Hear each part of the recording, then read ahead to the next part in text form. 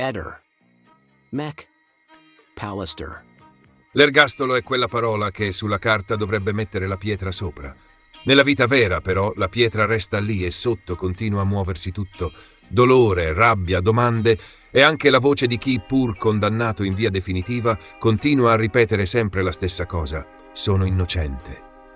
È il caso del duplice omicidio di Pordenone. Teresa Costanza e Trifone Ragone uccisi a colpi di pistola nel parcheggio del Palazzetto dello Sport la sera del 17 marzo 2015. Per la giustizia italiana l'autore è Giosuè Ruotolo, ex caporal maggiore dell'esercito, condannato all'ergastolo con sentenza definitiva. Fine della storia giudiziaria. Non necessariamente fine della storia raccontata, perché Ruotolo dal carcere continua a scrivere e a ribadire, punto per punto, la sua versione. E qui, come piace al pubblico di Eder McPallister, facciamo una cosa semplice. Riportiamo tutto ciò che lui sostiene, senza saltare i passaggi chiave, con un minimo di ironia dove si può, mai sulla pelle delle vittime, e con un principio base sempre acceso. Una cosa è la verità processuale, un'altra è ciò che un condannato continua ad affermare.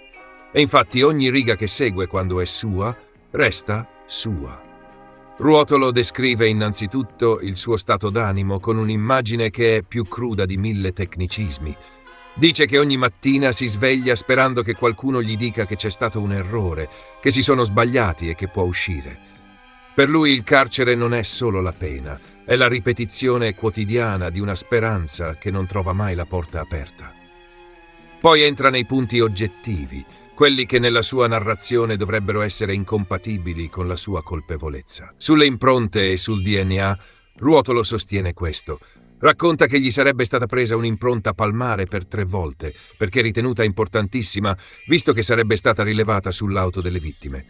Ma aggiunge che quell'impronta non sarebbe la sua e che, a suo dire, non si saprebbe nemmeno di chi sia. Non solo. Afferma anche che su un bossolo sarebbe stato rilevato un DNA risultato non suo e che anche quel profilo non sarebbe stato attribuito con certezza a qualcun altro. Il succo nella sua versione è una frase implicita ma chiarissima. Se ci sono tracce, perché non portano a lui e perché che non portano a nessuno. Poi c'è la questione dei tempi, il grande amore di ogni processo, perché i minuti in tribunale pesano come quintali. Ruotolo sostiene che in appello sarebbe stato portato un elemento legato all'orologio della palestra. 3 persone, uscendo, avrebbero sentito gli spari ma collocandoli in 3 momenti diversi. Lui la mette così. Se gli spari sono in quell'intervallo, allora lui non sarebbe nel parcheggio quando partono i colpi. Aggiunge anche un dettaglio sul clima in aula.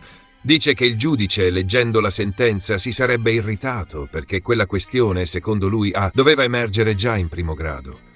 E insiste sul fatto che sempre nella sua lettura quel punto sarebbe rimasto grigio, senza un accertamento super partes che lo chiarisse definitivamente. Terzo blocco. Le simulazioni e la guerra delle perizie, cioè il momento in cui ognuno porta il proprio laboratorio personale e spera che faccia più rumore dell'altro. Ruotolo sostiene che siano state fatte simulazioni anche su un runner. Da una parte, nella sua ricostruzione, i periti dell'accusa lo collocherebbero sulla scena. Dall'altra, i periti della difesa arriverebbero a dire il contrario, e lui parla di migliaia di simulazioni, citandone 10.000, che confermerebbero che non era lì nel momento dell'omicidio. Il punto polemico è sempre lo stesso. Secondo lui non sarebbe mai stata fatta una verifica davvero terza, una perizia super partes capace di mettere ordine tra conclusioni opposte. Poi c'è il capitolo movente, che Ruotolo contesta in modo netto.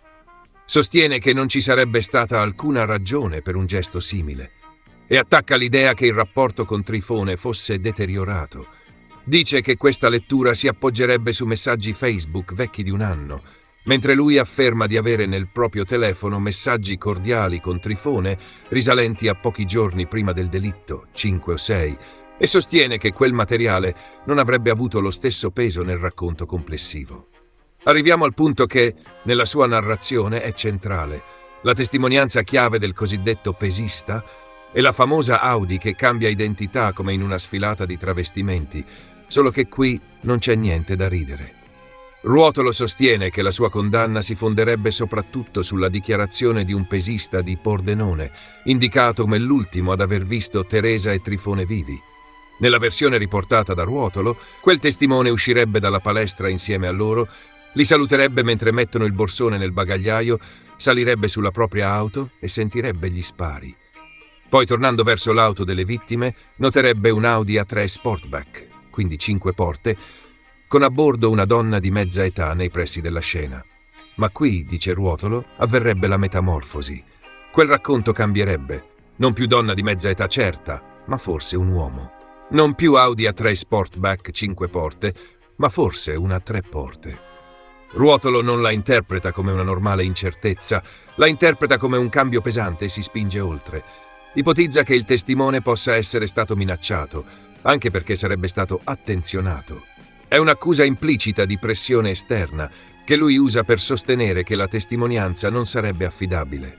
A questo Ruotolo aggiunge un altro punto. Sostiene che diverse persone presenti quella sera nel parcheggio che avrebbero sentito gli spari non avrebbero mai collocato lui sulla scena.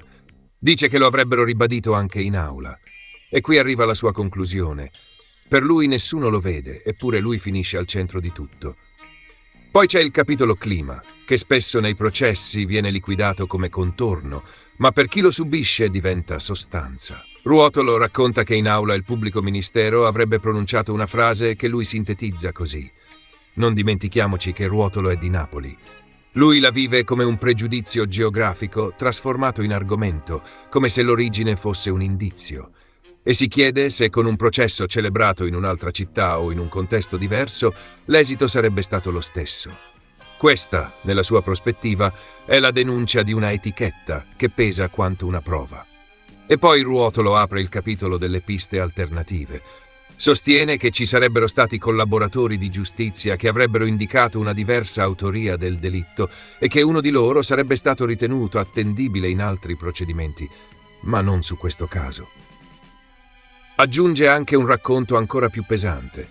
Riferisce di una persona che avrebbe dichiarato in aula di essere stata incaricata e pagata per commettere il duplice omicidio, con sopralluoghi vicino alla palestra insieme a un complice e che dopo aver preso un anticipo si sarebbe tirata indietro.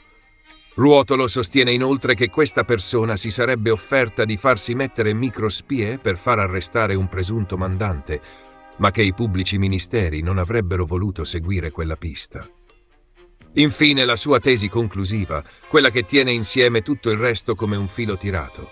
Ruotolo sostiene che si sia cercato un colpevole per chiudere il cerchio, per dare una risposta al dolore e per consolidare un impianto investigativo. Precisa di non voler sminuire il dolore delle famiglie delle vittime, ma afferma che, dal suo punto di vista, il procedimento avrebbe distrutto anche la sua famiglia, parlando di una morte emotiva, fatta di ingiustizia percepita, notti insonni e logoramento continuo. Ribadisce un concetto che torna più volte. Secondo lui, gli elementi certi di natura biologica e dattiloscopica non lo indicherebbero e resterebbero senza un nome alternativo.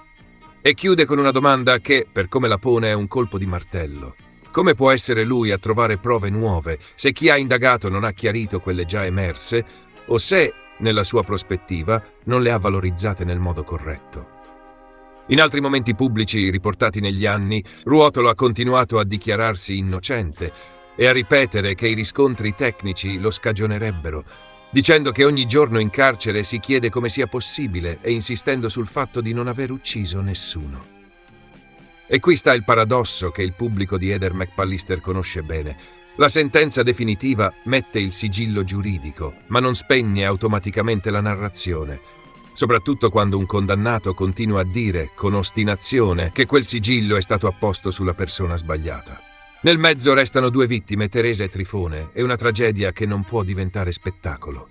L'ironia, se serve solo a smontare i meccanismi umani del racconto, non il dolore. E questo caso, più di tanti altri, è una sfida continua tra fine del processo e fine della storia, che non sempre coincidono. Ehi, non dimenticare di iscriverti a questo canale.